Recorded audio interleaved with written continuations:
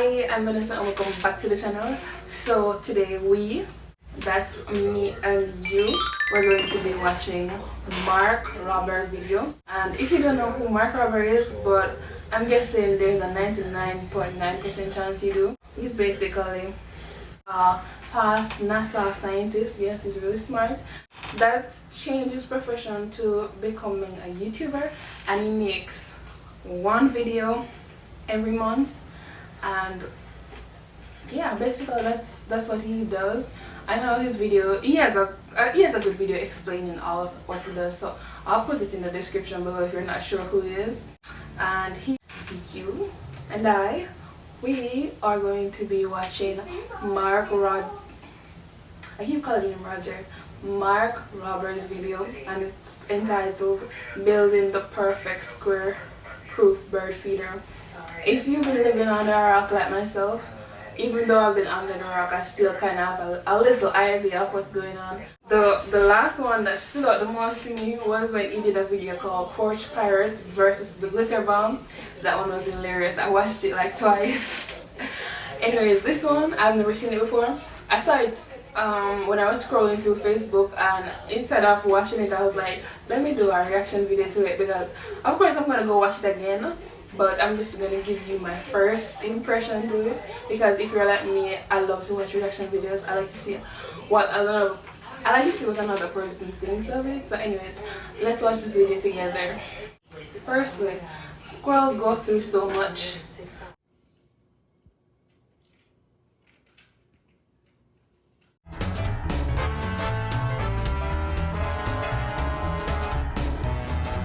Squirrels go through so much. I already feel sorry for the squirrel.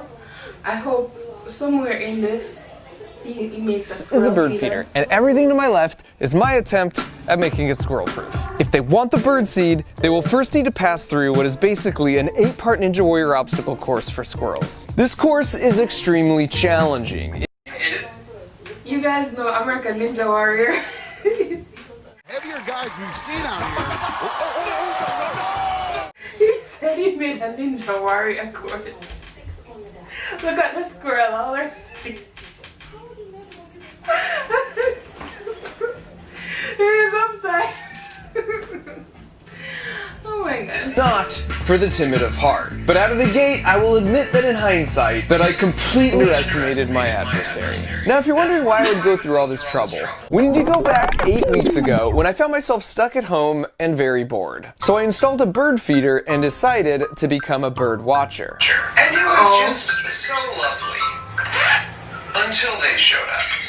Now luckily my bird feeder had a wire cage around it, big enough for the birds to slip inside, but small enough to prevent the squirrels from getting the food. And that worked really well until right here. For me, this was like the moment in Jurassic Park when they realized the velociraptors could open door handles. And once the door was open, it was clear this wasn't their first rodeo. That's a smart squirrel. This whole tube of bird seed by the end of the day. Mind you, this bird feeder was advertised as being squirrel proof.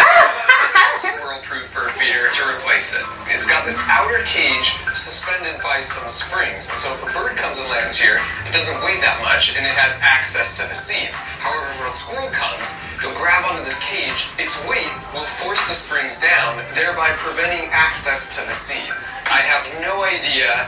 They have some pretty nifty and smart bird feeders. I didn't know about all this technology out there, but I'm curious to see how this squirrel is gonna outsmart this. That's crazy. How the squirrels could possibly outsmart this. But let's see. He said the same thing. Exactly as intended. You can see the birds love it, but when the squirrel comes along, the cage shifts down, and now all the seed ports are covered up. Every time they tried, it was the same results. However, the next morning, this guy manages to unclip the springs that hold the cage up, which means the cage stays in the lowered position where it blocks all the seed openings. Problem with that is now they can get to the lid. But this bird feeder doesn't hinge open to get direct access, so he goes with a different tactic. Where he now has access to all the birdseed he wants. And so I decided I would try one more bird feeder design. Okay. Wow. It almost feels intentional.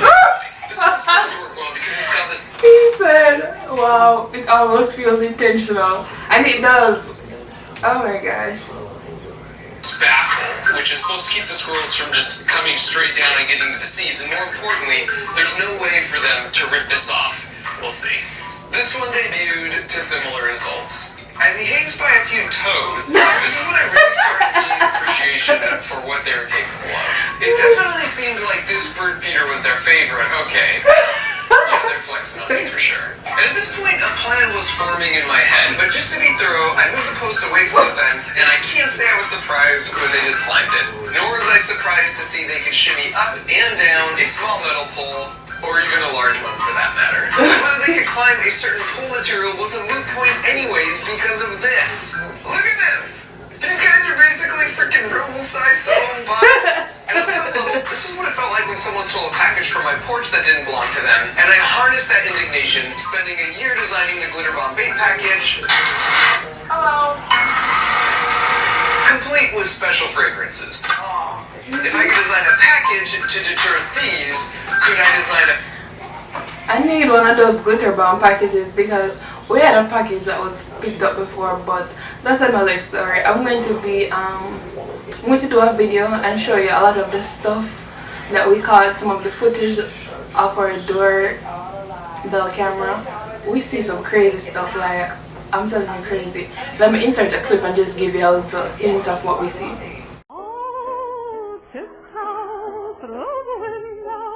By the window, that is where I'll be. Come tiptoe through the tulips with me.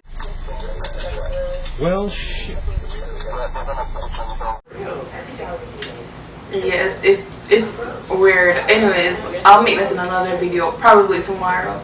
But let's continue. A bird feeder to deter squirrels. And so after a couple weeks of brainstorming, designing, and building with my buddy John, we put it all together in this 20-second build montage.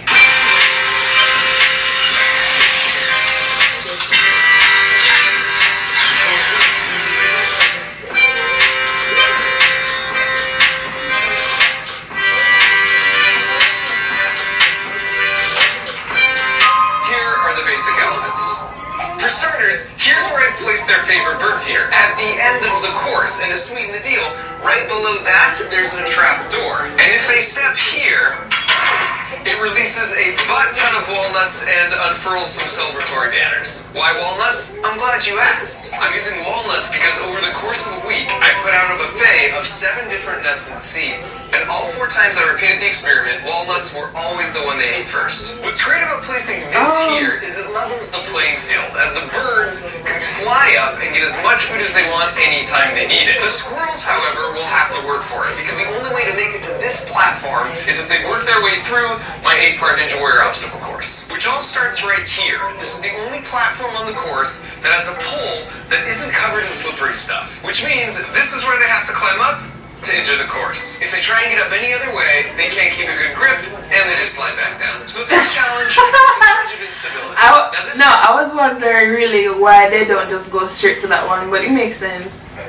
And you know, squirrels are really smart because they realize like they have to go through the obstacle course to get there. I really would have underestimated the squirrels and knowing that they would have gone through all of that. So this is impressive. It may look easy, but the trick is it attaches at a single point on each end. And from a physics standpoint, that makes it no different than trying to crawl across a tightrope. It's the same deceptive principle with that one carnival game that's so impossible. I broke it down in another video where I used physics to show which carnival games were basically scams and the science on how to beat them. Next up, the maze of 1,000 corridors. This one's a bit more cerebral, but if they make it through that, it will bring them to the pitchfork tumblers, which are inspired by the show Wipeout. But unlike Wipeout, I should point out that all these contraptions are squirrel friendly, and even with a little back force, they will break away and stop spinning. Now if they can make it past the pitchfork tumblers of treachery, they come to one of my personal favorites, the home wrecker.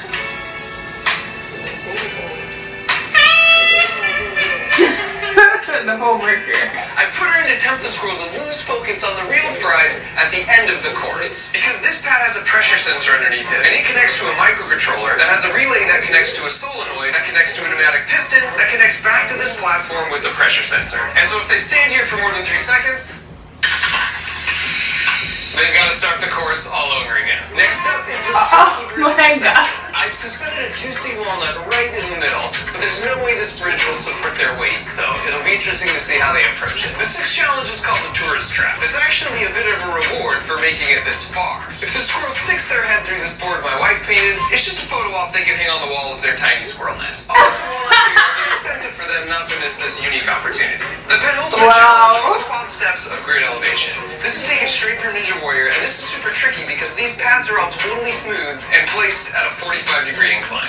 And now for the last challenge. At this point, they are a mere few feet away from their ultimate goal, but if they're not careful, they'll have to deal with the orbital assist platform, aka the final countdown, aka it's not a catapult, it's a squirrelapult. Which means they now have to go back and start all the way over from the beginning. Now if they want to avoid that fate, they just... But that mesh right beside the bird feeder, I don't understand why the squirrel wouldn't just climb up on that and jump over it. But let's see. Just need to stand on this pad for less than 3 seconds. But once again, I've placed a diversion here. This one projects an optical illusion of anything you place in the bottom of this dish. It's actually super trippy and looks even more impressive in real life because the projected image is 3D. They're like $9 on Amazon, and I put a link that explains the juicy physics of how they work in the video description. Now with regards to squirrel safety, I know I seem to have this reputation of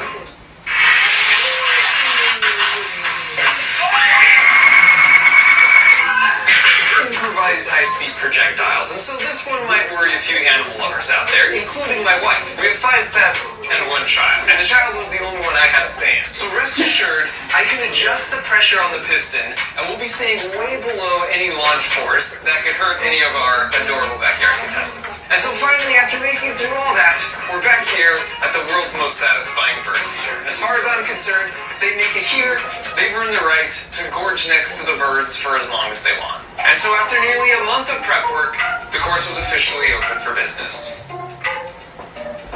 They could smell the walnuts at the final station, and you could see the gears turning because right above that was their favorite bird feeder. I was wondering about that. And so before long, we had our first contender.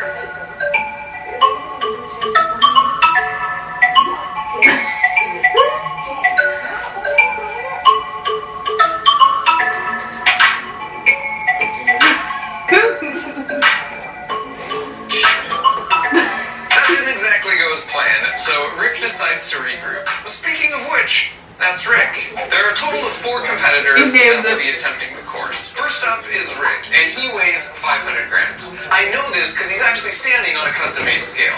Rick is very clever, as you'll see here in a minute, but he also gets spooked easily. He's taking a Except selfie. Marty. He's basically indistinguishable from Rick. Rick and Marty are inseparable and pretty much spend all their time together as a pair. Our third contender is Frank, also coming in around 500 grams. He's very gutsy. He's also kind of dumb. Finally, we've got my personal favorite, Fat Gus. He's just really charming and will strike a pose if he sees the camera. He also really likes to eat, and he tips the scales at an impressive 800 grams. While most of the squirrels are kind of particular before making a selection and then gracefully leaping away, Fat Gus just goes for it. Hands free. Just makes himself real comfortable. Here he is laid out with a light snack from the bird feeder. I mean, you can't fault the guy for just clearly appreciating a good meal. So now that you know our 4 contenders, let's get back to Rick. So he hops back on, and he's actually doing better than his first attempt. Just barely. This is the best because he's like, okay, I got this. Never mind. Well, maybe I know, I definitely don't. And this was the exact moment I realized I just might be outmatched here. Oh. He jumped. Marty was watching Rick, and after a quick dip of his toes in the water, adopts the strategy right out the gate. Oof, so close.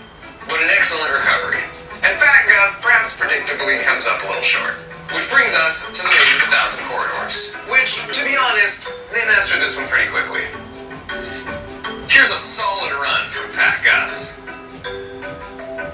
And now for the pitchfork tumblers of treachery. Marty was like, yeah, that's a hard pass.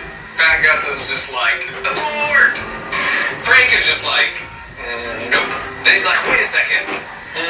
Still nope. Then Marty flies in real hot over the top. He didn't make it through, but that's partial credit as far as I'm concerned. And then here's Fat Gus with my favorite attempt by far.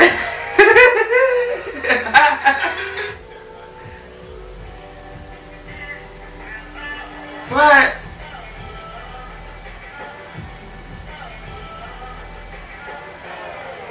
And Fat Gus, perhaps predictably, comes up a little short. Which brings us to the Maze of 1,000 Corridors. Which, to be honest, are a pass. Fat Gus is just like, abort! Frank is just like, nope. Then he's like, wait a second. Still nope. Then Marty flies in real hot over the top. He didn't make it through, but that's partial credit as far as I'm concerned. And then here's Fat Gus with my favorite attempt by far.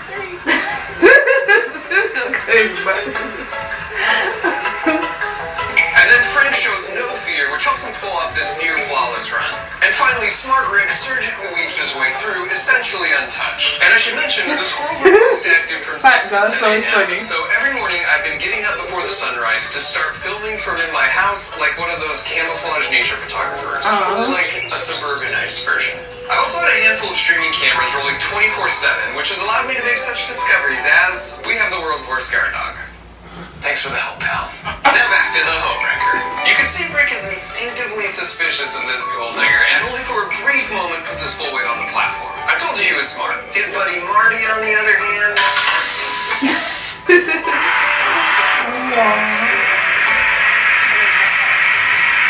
She is a cruel mistress.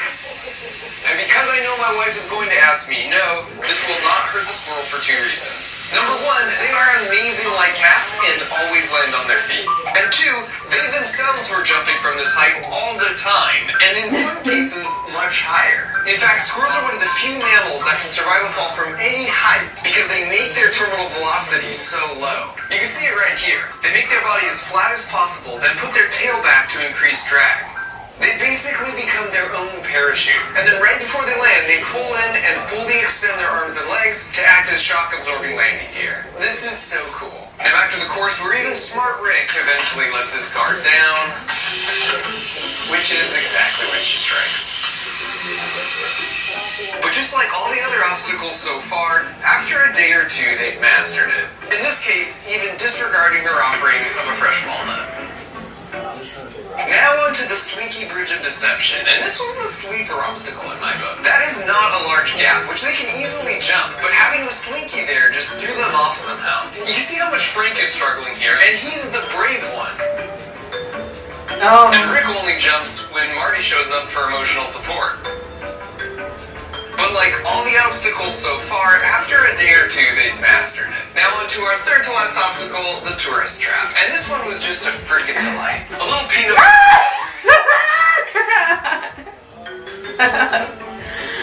Oh, that's so funny. Oh my god. Now here comes Fat Gus, and I mean, how Fat Gus is this? He sees the camera and he's like, paint me like one of your French squirrels. Yeah? No? No takers? Alright. Here's another classic Gus, where he looks at the camera. Wait a second. Play that back. And freeze. Zoom. Enhance.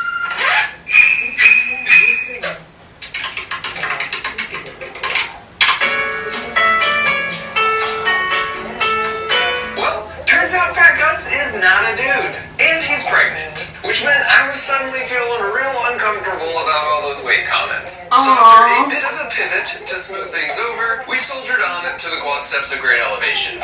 Frank comes in rather confident, almost to his demise.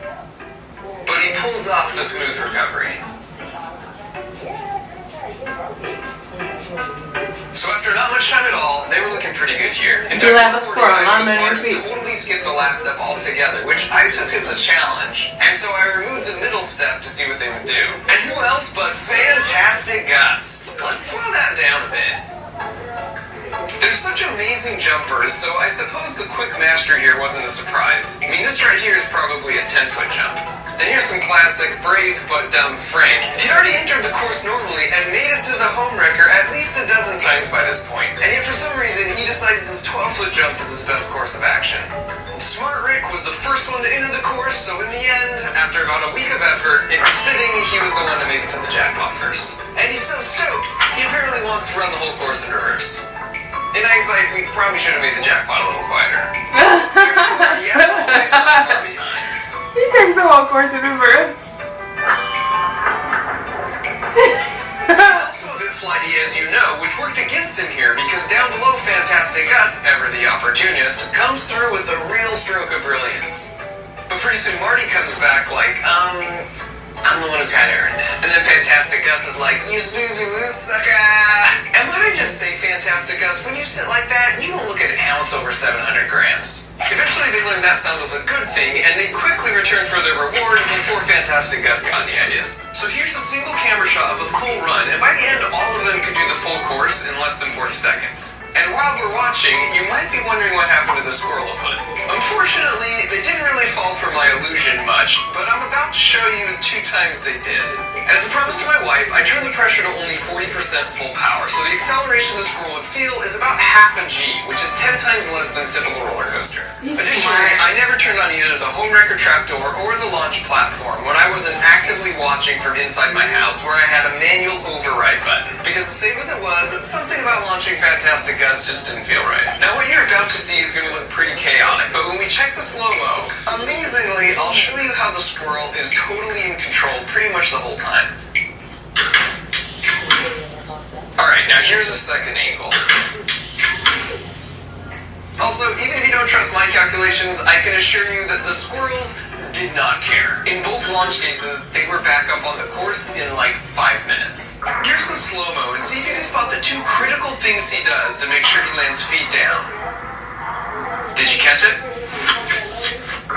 The first critical moment is right here. He's already done the predictive math, and he's locked his head on the spot where he plans to land. And now his head will not lose that lock the whole way down.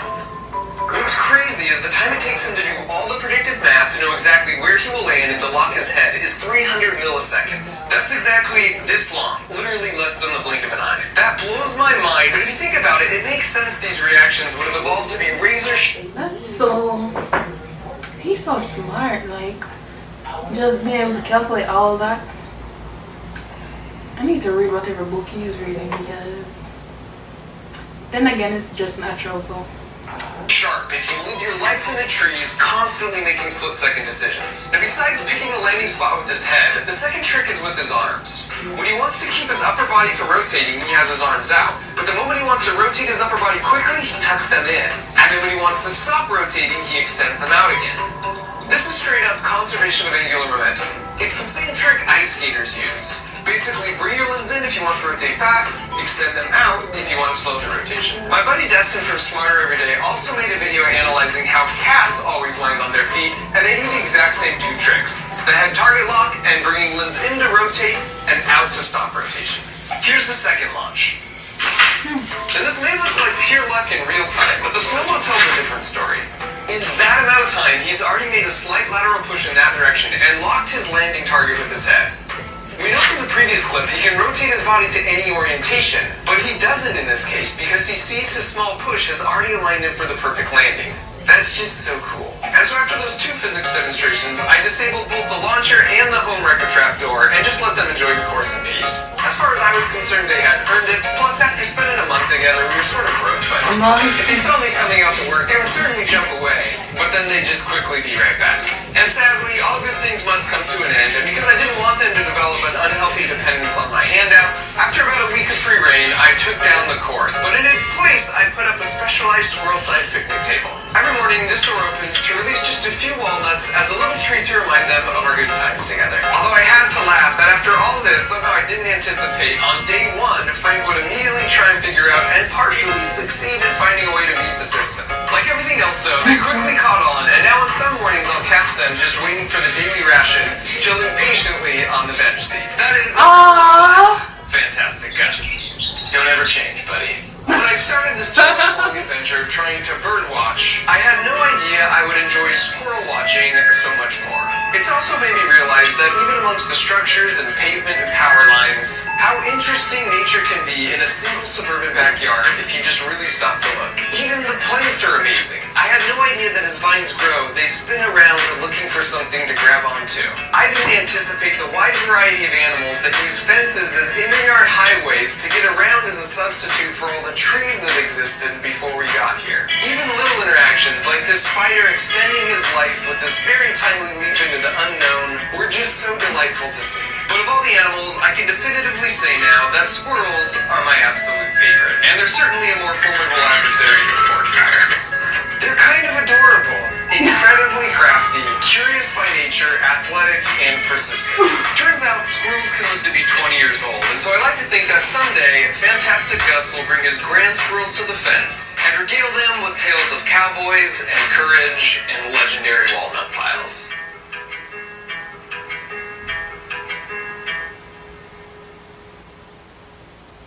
If you find yourself bored and you like the idea of making a Squirrel Ninja Warrior course, but you don't have the skills or the squirrels, then here's basically the next best thing for my friends at KiwiCo. If you somehow don't already know, they deliver really cool monthly crates that are designed to flex your brain muscles as a maker and a creator, and be really fun at the same time. So for example, this one comes with kid-friendly build instructions, plus all the supplies you'll need to put it together, so there's never any extra trips to the store. Each one also includes a booklet that talks about the science principles and where you might see examples of this in real life. My family loves them, and their headquarters is like a 10-minute bike ride from my house, so I occasionally drop in to see their latest designs, like this super clever air hockey build. Instead of having to take... Okay, so we've made it to the end of the video. I hope you enjoy watching this with me. So leave a thumbs up if you do, and leave a comment in the description below whatever video you'd like to see me react to next. Anyways, my thoughts on this video, I think it was really funny, and not only funny, it was really smart and creative how we did this.